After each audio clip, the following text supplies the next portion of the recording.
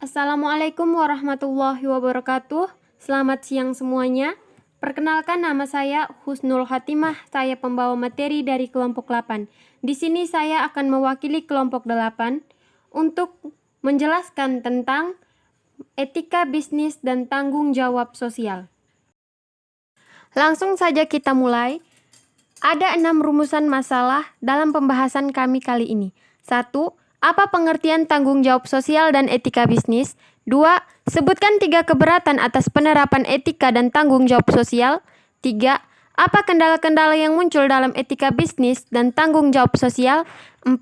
Sebutkan prinsip-prinsip tanggung jawab sosial dan etika bisnis. 5. Bagaimana organisasi membentuk perilaku etis? 6. Apa faktor-faktor yang mempengaruhi etika dan tanggung jawab individu dan dilema etis secara umum di dunia kerja? Pengertian tanggung jawab sosial. Teman-teman semuanya pasti tahu dong apa itu tanggung jawab sosial. Ya, tanggung jawab sosial adalah suatu kewajiban bisnis yang di dalam berbagai tindakannya mengandung sasaran serta nilai-nilai sosialitas. Menginson et al. 2004 halaman 420, More et al. 2010 halaman 39 mendefinisikan tanggung jawab sosial adalah sebagai suatu kewajiban etis perusahaan kepada komunitas atau masyarakat. Seperti yang sudah disinggung, sebuah perusahaan dalam mengambil keputusan untuk kepentingan usahanya harus memperhatikan etika dan tanggung jawab sosial. Setiap perusahaan memiliki tanggung jawab sosial yang merupakan bagian dari etika bisnis, yaitu adanya kesadaran perusahaan bahwa keputusan bisnisnya dapat mempengaruhi masyarakat.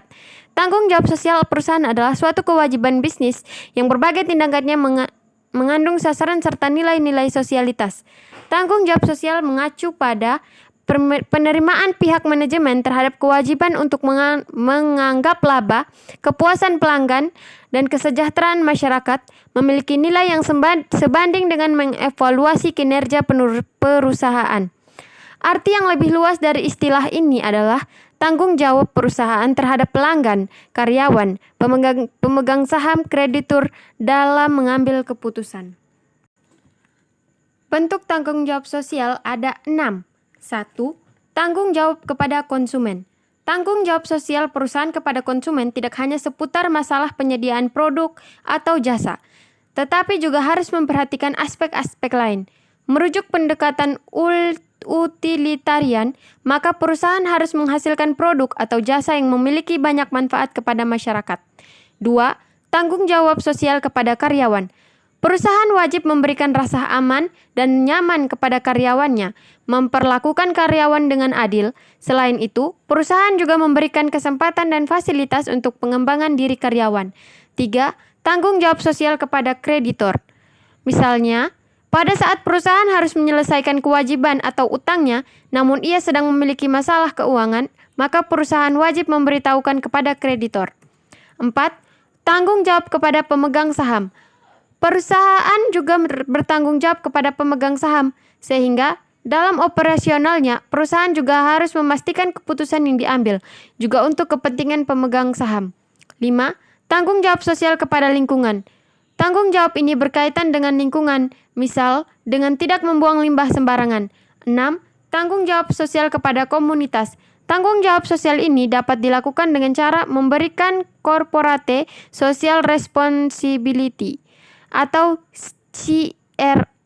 CSR, memberikan bantuan seperti sarana prasarana untuk pendidikan, kesehatan, infrastruktur, wadah, usaha, atau hal lain yang dibutuhkan oleh masyarakat.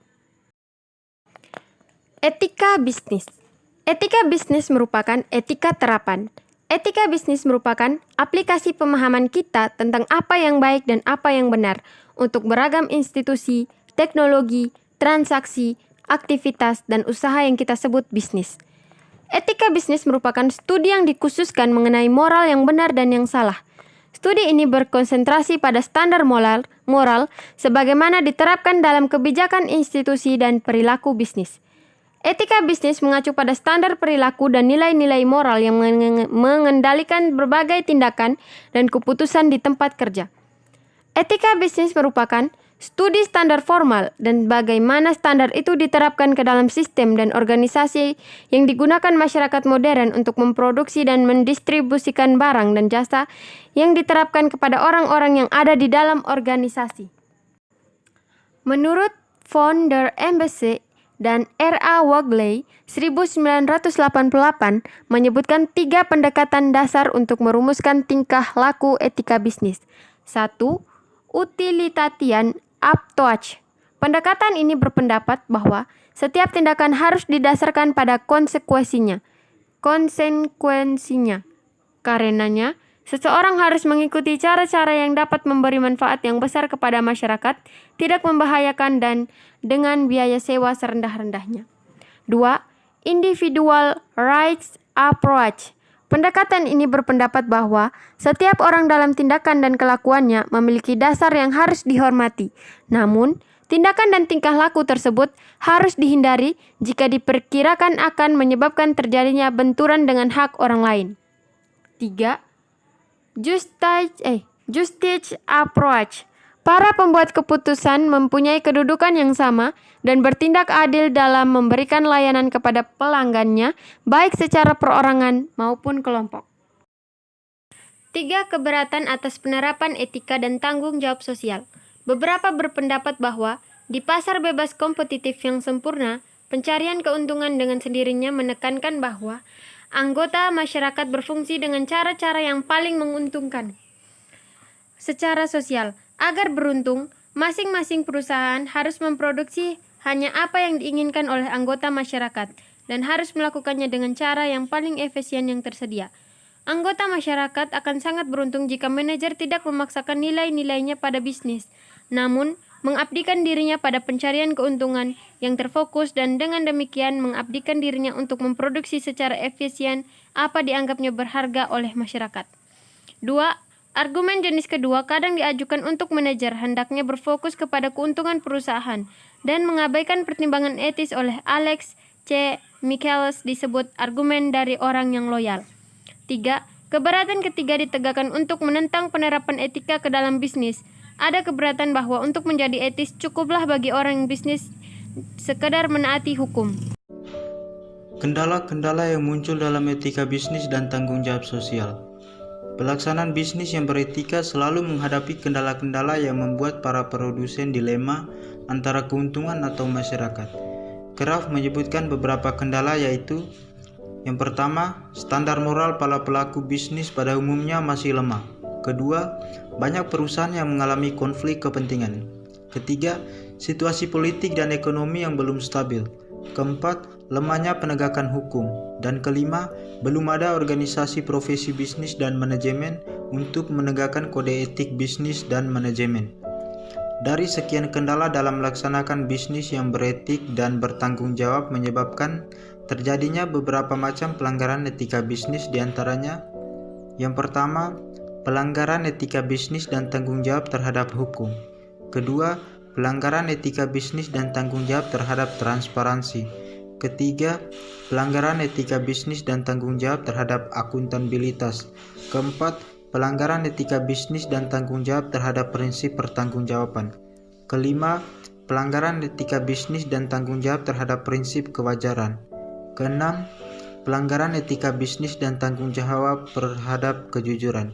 Ketujuh, pelanggaran etika bisnis dan tanggung jawab terhadap prinsip empati.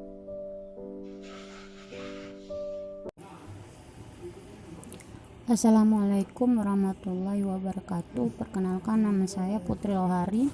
Saya dari kelompok 8 ingin mempresentasikan hasil diskusi kami. Prinsip-prinsip etika bisnis dan tanggung jawab. Berikut merupakan prinsip etika bisnis dan tanggung jawab sosial. Yang pertama, prinsip ekonomi. Yang kedua, prinsip kejujuran. Yang ketiga, prinsip keadilan. Yang keempat, prinsip saling menguntungkan. Dan yang terakhir, yang kelima, prinsip integritas moral. Bagaimana organisasi membentuk perilaku etis? Tidak seseorang pun yang membuat keputusan dalam ruang hampa. Pilihan-pilihan sangat dipengaruhi oleh standar perilaku yang ditetapkan dalam organisasi di mana orang bekerja. Kebanyakan penurunan etis dalam bisnis mencerminkan nilai-nilai budaya perusahaan. Pengembangan budaya perusahaan untuk mendukung etika bisnis terjadi pada 4 tingkatan. Yang pertama, kesadaran etis, yang kedua, pertimbangan etis, yang ketiga, tindakan etis, dan yang keempat, kepemimpinan etis. Jika salah satu dari keempat faktor tersebut hilang, maka iklim etis dalam sebuah organisasi akan menjadi lemah. Yang pertama, kesadaran etis. Pondasi dari iklim etis adalah kesadaran etis sebagaimana telah kita lihat. Dilema etis seringkali terjadi di tempat kerja, namun para karyawan membutuhkan pertolongan dalam mengidentifikasi masalah etis yang terjadi. Para pekerja juga membutuhkan pedoman tentang bagaimana perusahaan mengharapkan mereka untuk menanggapinya. Salah satu cara di mana perusahaan bisa menyediakan dukungan ini adalah mengembangkan aturan perilaku, yaitu pernyataan formal yang merumuskan bagaimana organisasi berharap dan menuntut karyawan untuk menyelesaikan masalah etis. B. Pertimbangan etis. Meskipun aturan perilaku bisa memberikan kerangka kerja secara keseluruhan, namun hal tersebut tidak bisa merinci penyelesaian pada setiap situasi etis. Ingatlah bahwa beberapa masalah etis tidak memiliki jawaban hitam putih yang jelas. Sebaliknya, banyak dilema etis yang berada di wilayah abu-abu menuntut seseorang untuk memilah di antara beberapa pilihan dan konsekuensi yang mungkin terjadi. Perusahaan harus menyediakan sarana yang dibutuhkan oleh karyawan untuk mengevaluasi pilihan-pilihan dan mencapai keputusan yang tepat. Banyak perusahaan telah membuat program pelatihan etika, meskipun sebagai pengamat meragukan apakah etika bisa diajarkan, namun pelatihan ini bisa memberi peluang kepada karyawan untuk berlatih menerapkan nilai-nilai etis pada situasi yang diasumsikan sebagai pengantar untuk menerapkan standar yang sama kepada situasi nyata. Yang ketiga, tindakan etis. Aturan perilaku dan pelatih etika membantu karyawan untuk mengenali dan mendapatkan pemahaman melalui berbagai masalah etis. Akan tetapi, perusahaan juga harus membuat struktur dan pendekatan yang memungkinkan keputusan diubah menjadi tindakan etis. Sarana bisnis yang ditetapkan sebagai keseluruhan dan untuk masing-masing departemen serta karyawan dapat mempengaruhi perilaku etis sebuah perusahaan yang para manajernya telah menetapkan sasaran yang tidak realistis bagi kinerja karyawannya mungkin akan menghadapi peningkatan kecurangan, kebohongan, dan pelanggaran lainnya yang dilakukan oleh para karyawan sebagai usaha untuk melindungi diri mereka. 4. Kepemimpinan etis. Para eksekutif tidak hanya harus berbicara mengenai perilaku etis tetapi juga melakukannya dalam tindakan-tindakan mereka. Prinsip ini mengharuskan mereka secara pribadi memiliki komitmen kepada nilai-nilai inti perusahaan dan yang bersedia mendasarkan tindakan mereka atas nilai-nilai tersebut. Akan tetapi, kepemimpinan etis juga harus melangkah lebih jauh lagi dan membebani setiap karyawan di semua tingkatan tanggung jawab untuk menjadi kepemimpinan yang etis. Karena itu, masing-masing individu yang harus menyadari adanya pelanggaran dan bersedia untuk mempertahankan standar organisasi. Faktor-faktor yang mempengaruhi etika bisnis dan tanggung jawab individu dalam bisnis. Di antara banyak faktor yang membentuk etika dan tanggung jawab adalah pengalaman masa lalu, tekanan kelompok sebaya, dan budaya organisasi. Etika dan tanggung jawab individu juga dipengaruhi oleh standar keluarga, budaya, dan agama. Selain itu, budaya organisasi di mana seseorang bekerja juga bisa menjadi faktor. Situasi-situasi etis di tempat kerja yang umum menghadapi oleh seseorang mencangkup konflik kepentingan, loyalitas kepada majikan, suap, dan pengungkapan pelanggaran perusahaan. Terima kasih. Sekian dari kami kelompok 8, kurang dan lebihnya kami meminta maaf. Wassalamualaikum warahmatullahi wabarakatuh.